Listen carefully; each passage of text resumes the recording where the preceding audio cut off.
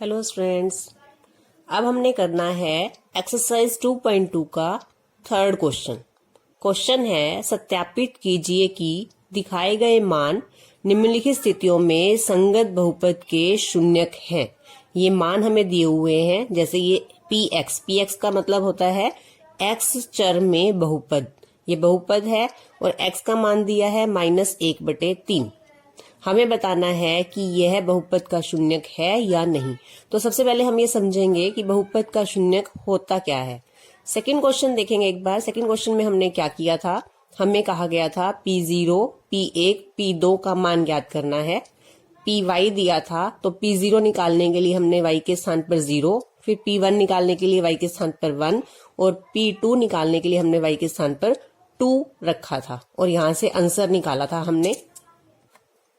अब हम समझेंगे बहुपद के शून्यक क्या होते हैं। मैंने एक यहाँ बहुपद लिया, मैंने अब यहाँ पर y चर में एक बहुपद लिया है y-3। ये एक बहुपद है, यह रैखिक बहुपद है क्योंकि यहाँ पर चर की घात 1 है। अब मुझे ऐसा कोई मान यहाँ पर y का रखना है जिससे इस बहुपद का मान 0 हो जाए। तो हम रख के देखेंगे, जैसे अगर y का मान मैंने यहाँ 1 रखा, 1 रखेंगे y का मान तो P1 निकलेगा। P1 निकालेंगे तो क्या आ जाएगा 1 -3, यहाँ से आ जाएगा -2। मुझे वो मान रखना है जब बहुपद का मान 0 हो जाए। जब मैं y का मान यहाँ 2 रखती हूँ तो y की जगह जब 2 रखेंगे 2 -3, यहाँ से आंसर आता है -1। अब मैंने चर का मान यहाँ 3 रखा तो y का मान जब 3 रखेंगे 3 -3 0।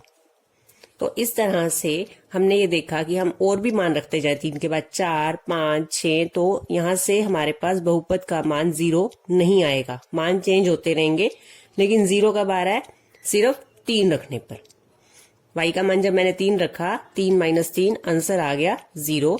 तो जो ये y का मान मैंने 3 रखा है इसे कहते हैं कि ये इस बहुपद का शून्यक है। तो यह जहां पर बहुपद का मान 0 हो जाए जिस मान को रखने से, तो उसे कहते हैं बहुपद का शून्यक। तो हम यहाँ लिखेंगे कि y बराबर 3 बहुपद का शून्यक है। तो बहुपद का शून्यक क्या होता है, जिस मान को रखने से बहुपद का मान 0 हो जाए उसे कहते हैं शून्यक। शून्यक या इसे कहते हैं मूल, एक ही बात है दोनों। शून्यक या मूल, ये इस बहुपद का शून्यक है या इस बहुपद का ये मूल है। किसी बहुपद के कितने शून्यक हो सकते हैं?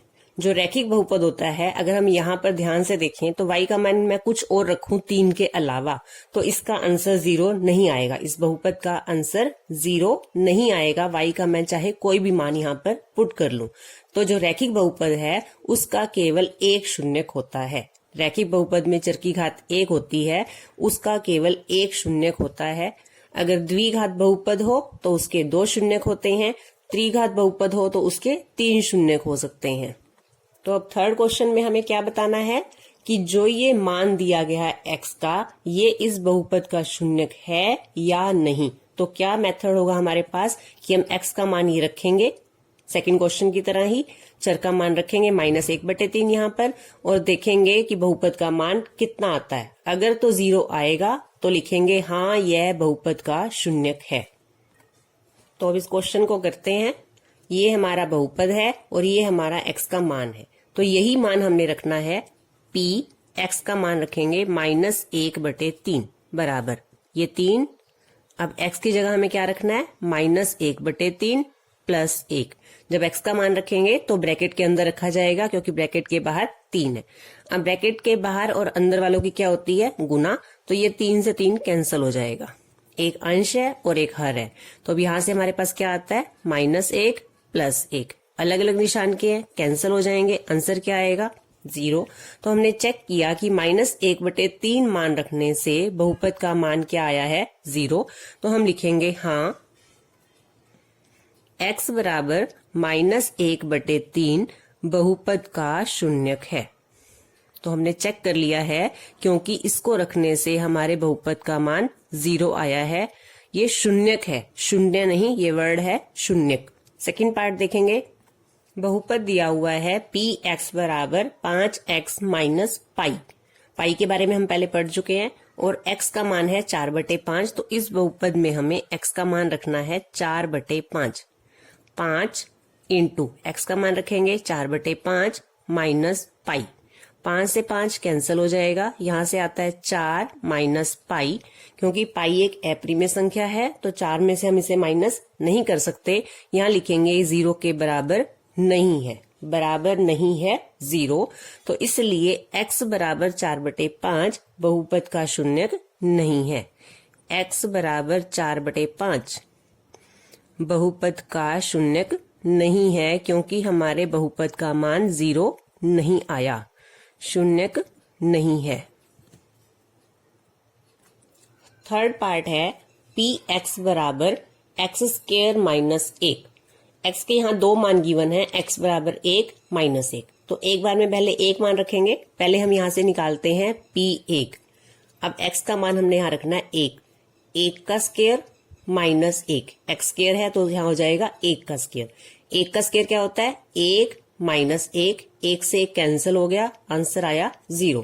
क्योंकि 1 प्लस का है 1 माइनस का है, कैंसिल हो जाएगा, आंसर आएगा 0। तो हमने चेक किया कि p1 पे बहुपद का मान क्या आता है 0। तो ये जो x बराबर 1 है ये तो बहुपद का शून्यक है। अभी आंसर नहीं लिखना, पहले दूसरा मान पुट करेंगे p माइनस 1। अब x की जगह मान रखना है हमने माइनस 1, माइनस 1 का स्क्वायर माइनस 1। कैसे लिखा है हमने, x का स्क्वायर है तो यहां हो जाएगा माइनस 1 का स्क्वायर माइनस 1। माइनस 1 का स्क्वायर हम कर चुके हैं। कभी भी किसी संख्या का जो वर्ग करते हैं तो हमेशा प्लस का आता है, माइनस का वर्ग करेंगे तो प्लस आएगा। 1 का वर्ग 1 माइनस 1, ये 1 प्लस का है, ये 1 माइनस का है। अलग अलग निशान की रकमों को हम काट देते हैं, तो यहां से आंसर क्या आया 0। दोनों मान रखने से आंसर 0 आया है।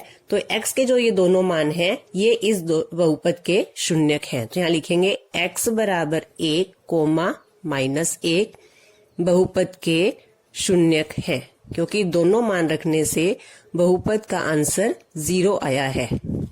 नेक्स्ट करेंगे फोर्थ पार्ट। px बराबर x plus 1 x minus 2 into में है। ये x के दो मान हैं माइनस 1 और 2। अब हमें पहले -1 पे चेक करना है। x का मान -1 रखेंगे दोनों ब्रैकेट में, यहाँ आ जाएगा -1 प्लस 1 इंटू -1 माइनस 2। x का मान क्या रखा है हमने -1, -1 ये प्लस 1 यहाँ से, फिर दूसरी ब्रैकेट में -1 माइनस 2 यहाँ से, -1 प्लस 1 ये कैंसिल होके क्या आ जाएगा 0। और दूसरी ब्रैकेट में क्या आएगा, दोनों माइनस के हैं जुड़ जाएंगे -3। दोनों रकम जब एक जैसे निशान की होती है तो हम जोड़ते हैं, 2 और 1 3, और दोनों रकम माइनस की हैं इसलिए आंसर भी माइनस का आएगा। किसी भी संख्या को 0 से गुना करते हैं तो आंसर क्या आता है 0। तो p -1 का मान आया है 0। अब हमने x की जगह क्या रखना है 2, उसी तरह से रखेंगे। यहाँ पर 2 ब्रैकेट डालेंगे प्लस 1, दूसरी ब्रैकेट में 2 माइनस 2। 2 प्लस 1 कितना आया 3, और 2 माइनस 2 क्या होता है 0। 3 की 0 से गुना करेंगे, आंसर क्या आएगा 0। तो हमने क्या चेक किया कि x के जब हमने ये दोनों मान रखे तो बहुपद का आंसर क्या आता है 0। तो इसलिए ये दोनों बहुपद के शून्यक हैं। x बराबर -1 और 2 ये दोनों बहुपद के शून्यक हैं, क्योंकि दोनों मान रखने से बहुपद का आंसर 0 आया है।